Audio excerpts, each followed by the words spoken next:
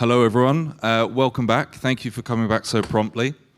My name is Alistair. I'm the Chief Research Coordinator for Capri, and I'm delighted to be moderating today's session on energy policy and green tech for sustainable growth.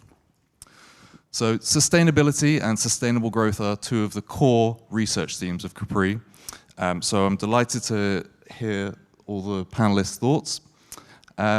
So I'm just going to jump straight in. So Sunjoy, what do you see as the potential risks for energy security in the near future, and how are these going to affect the green transition? Thank you, Alistair. It's lovely being back with Capri and addressing this great crowd after almost a year. The biggest risk is us. All of us are the biggest risks. And the biggest risks are the lifestyles we have, and lifestyles which are actually unchanging. And we're doing very little to change those lifestyles. We're always looking at someone outside to do it for us. Second thing, I think there is a lot which has changed in the last 3 or 4 years, where what has happened is that energy security concerns are in open conflict with policies which actually move us towards sustainability. You know, security has become one of the primary concerns of most nations today. And I'll give you an example. So we seem to be living in actually a multipolar world, which is suffering from a severe bipolar disorder. And it's not just a bipolar disorder. That disorder now comes with ADHD, attention deficit. And the green transition is suffering from severe attention deficit from national governments. Because priorities have suddenly changed. COVID had an impact, but COVID also showed us something else. COVID showed us that the strongest governments suffer from severe lack of capacity. Severe lack of capacity to address some of the fundamental core issues which connect us all. And then comes the other developments. You see, COVID started creating these closed societies. And then comes the war in Ukraine. And energy becomes a weapon. We've heard about it all in the first panel. Everything has been weaponized. Energy, the global financial system, they all became weaponized. And suddenly, overnight, the meaning of resilience changes.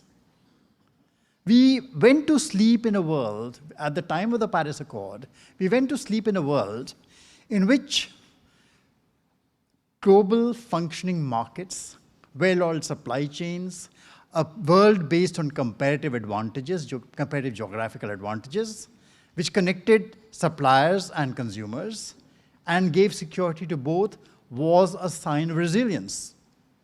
And then we suddenly wake up in a world where that connectivity has become a weapon. It has become a weapon and become the greatest threat to our resilience. So when we start closing our minds and start distrusting each other, it is a severe risk which we face. What is the way out? The way out is that more and more initiatives and actions will need to be taken not by governments. I think just 2 weeks ago, Simon Steele, speaking at Chatham House, the talk made headlines. He says, we have 2 years to save the planet, which virtually means it is impossible. That the nationally determined the contributions which have been given by nations do not make any impact on carbon emissions, negligible impact on carbon emissions by 2030. So then, where does action come from? Action comes from some of the people who are sitting here, which are companies, which are actually creating that kind of resilience for their own sustainability in the future. Their risk is what policy actions are being taken. See, it is becoming a big risk. And policies, not just within their own countries, policies globally. What kind of policies, whether you come in with things like the IRA or the CHIPS Act or schemes which keep on changing, which actually make for extremely interventionist governments in the energy sector, extremely interventionist governments in the economic sector. in the technology sector. Now that kind of intervention creates extreme risks for companies like this. So I think that is all I have to say. These are the ones who are going to make a difference, Acer and Cementia. Nelson, Grace, over to you. Well, thank you, Sunjoy. So yes, following on from that, Grace, so how can the private sector incubate and drive the creation of green technology? Thank you, Alistair.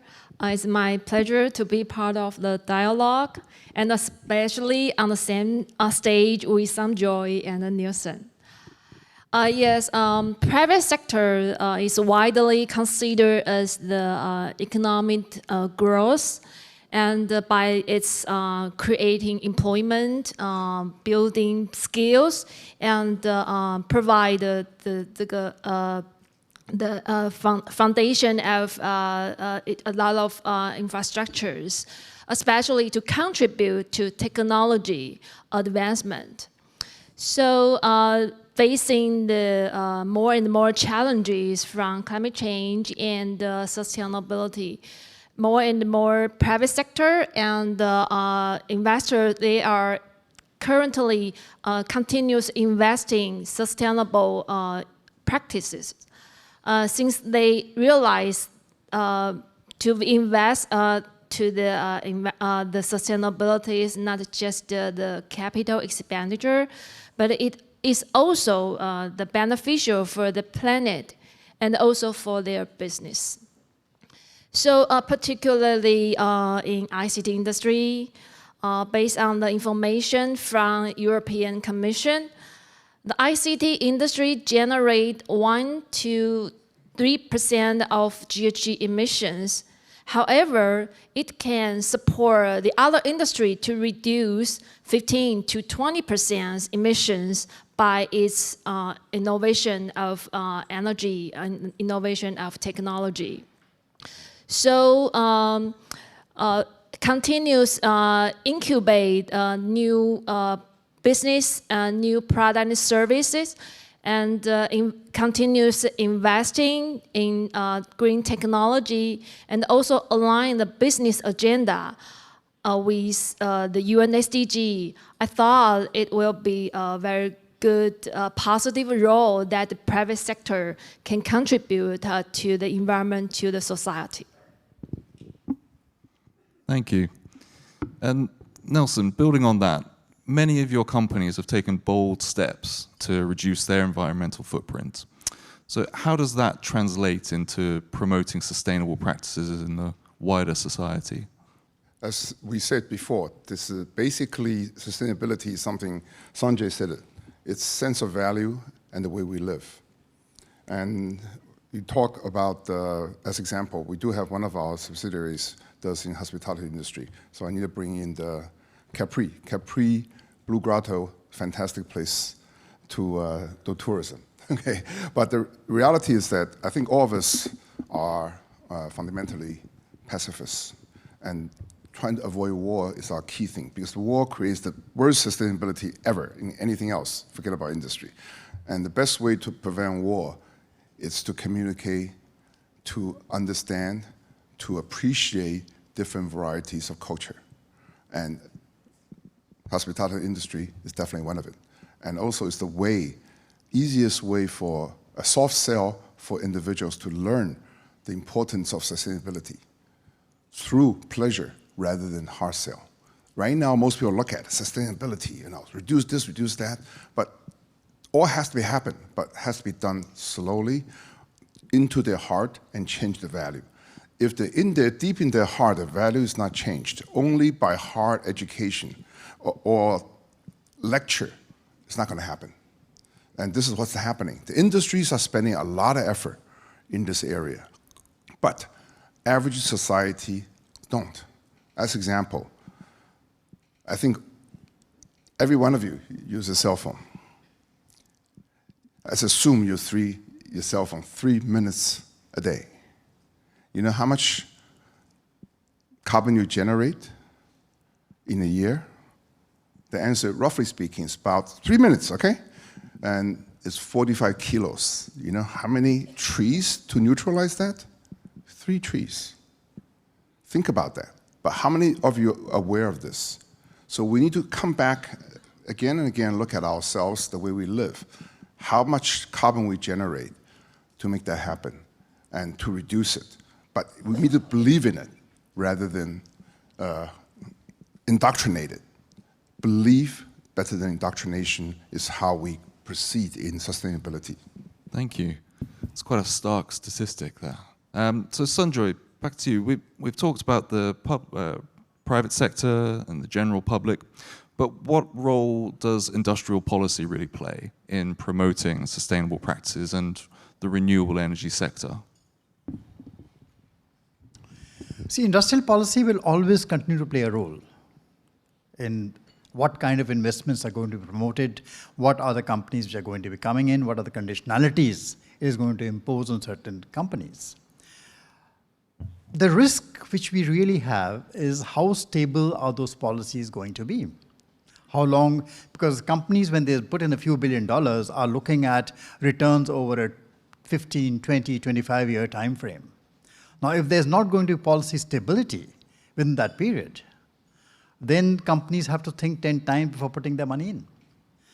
And today you're in a situation, you see, every country thinks that what are their energy strategies? They will talk about energy independence. Energy independence is not possible for many countries in the world because it is just not feasible. They don't have the resources. Second, then they talk about diversification. Diversify your fuels, diversify your sources of supply, diversify your supply chains. But then diversification means you will still start having to trust certain people. And countries then come out with policies which do not consult each other.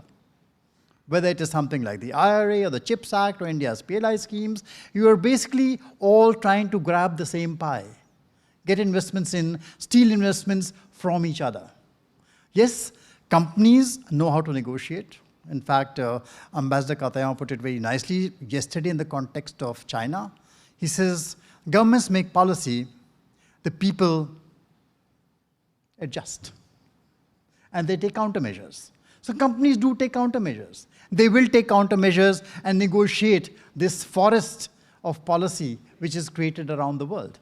And yes, industrial policy today across the world has, the trade agreements have broken down.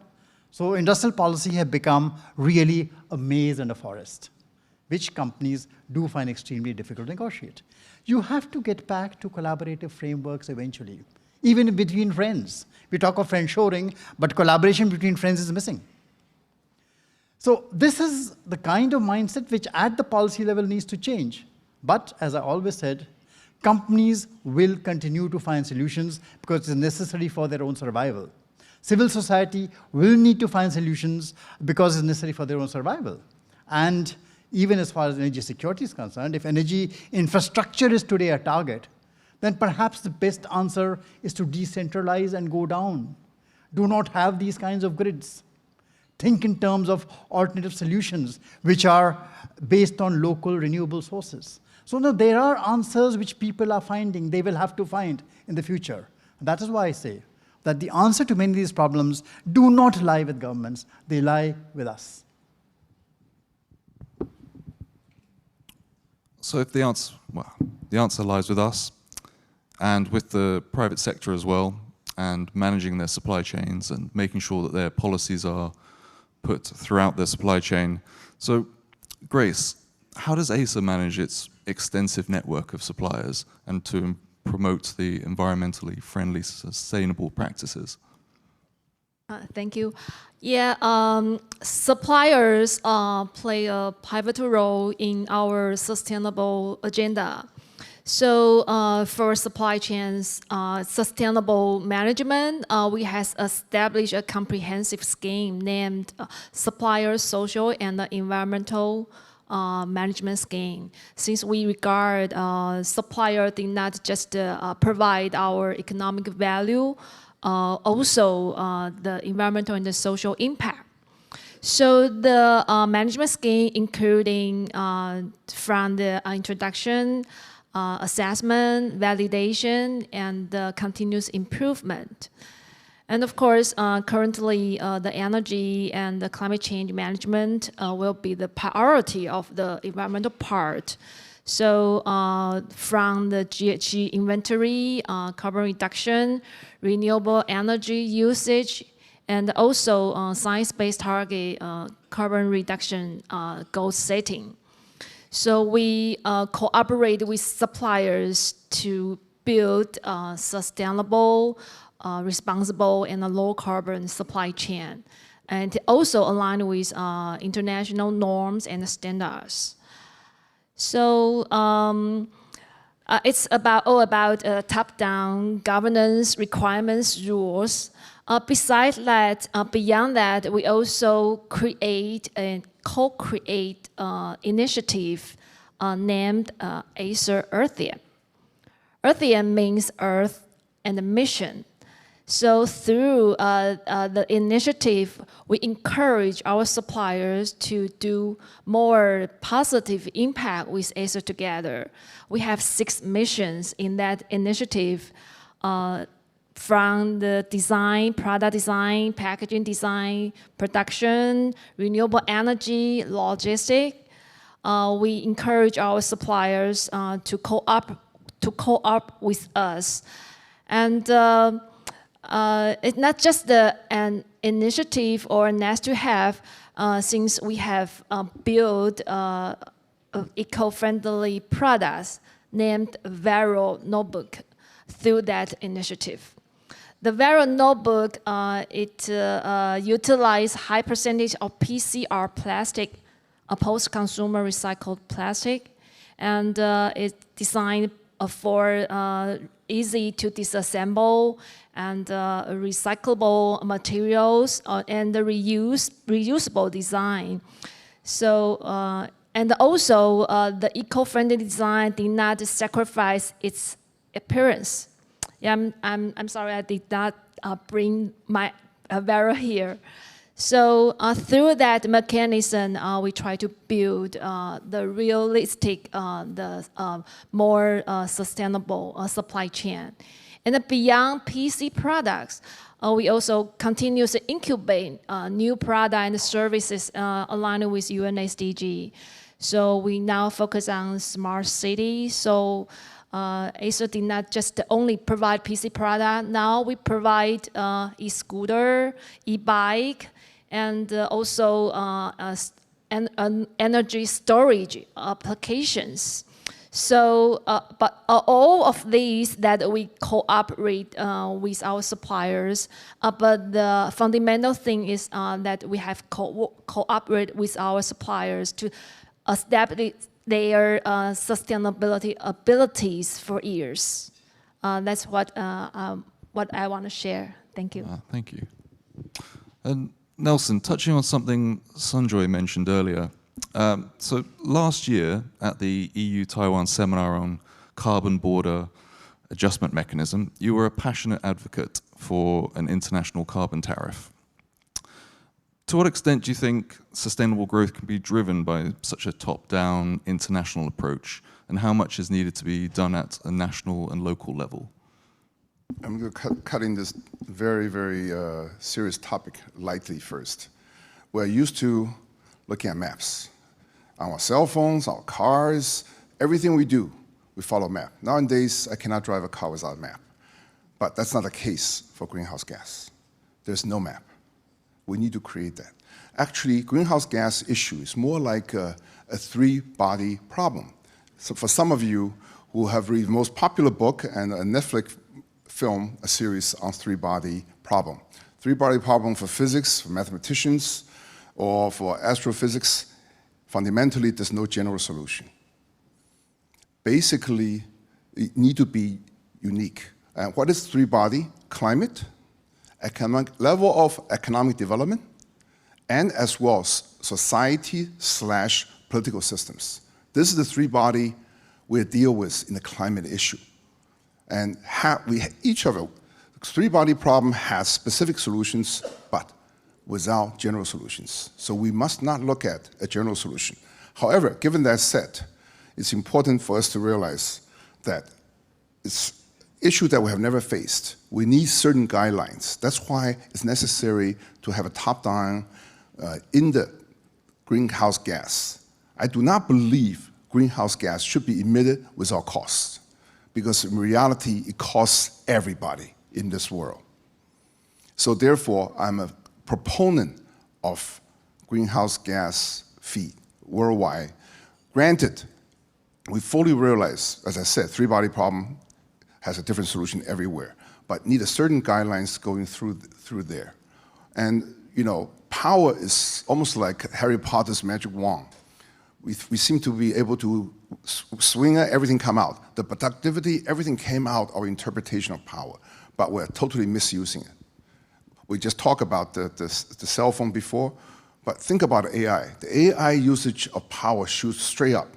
And right now, we have not yet found a way to produce low carbon, enough power for all the use in the future. So need to be certain amount of C-band necessary for worldwide. I believe European has passed that law. I hope some sort of similar C-band will be passed by the United States. And after mainland China has its carbon maximization 2030, they will do the same thing. Then the world, by that stage, maybe we can start to decarbonize. And maybe the humanity will have a future. Last comment. In the three-body problem, there are people, believers, there are non-believers. Same thing on greenhouse gas. We have believers and non-believers. For the three-body problem, it's 400 years from now. Guys, greenhouse gas, we have 50 years from now. So let's see how much we believe. Thank you. And then we're nearing the end of the session, so I'm going to pose a question to all three of you. So looking to the future, what are the biggest opportunities for the adoption of green technology? And how optimistic are you that they will be pursued and that we're moving towards a green transition? The opportunities are many. There's not one. And the biggest opportunity which is available is today, innovation is gone down to the grassroots. With technology, led by technology, innovation is no longer the preserve of large corporations or governments. Innovations are being done right in the smaller tier 2, tier 3 towns in India. And they're coming up with solutions. Now that all depends a lot on whether we remain in this connected world. We're supposing we try to again start building walled gardens around dissemination of data, dissemination of information. The internet becomes a restricted space. Then all this suddenly ends. So see, there are opportunities and there are huge risks. The opportunities we are seeing, many youngsters today are coming out with the kinds of mechanisms at the local level which actually calculate carbon credits locally. They're doing it, they're trying to put the systems into place. So the possibilities are immense, there's no dearth of it. But where do we go from here in the next 10, 15 years? I do not think any of this is going to work under the current non-collaborative frameworks, including CBAM. CBAM cannot work as long as it remains a unilateral, non-collaborative measure because it is deeply dividing the North and the South. So that becomes a cleavage. We need to get over these cleavages.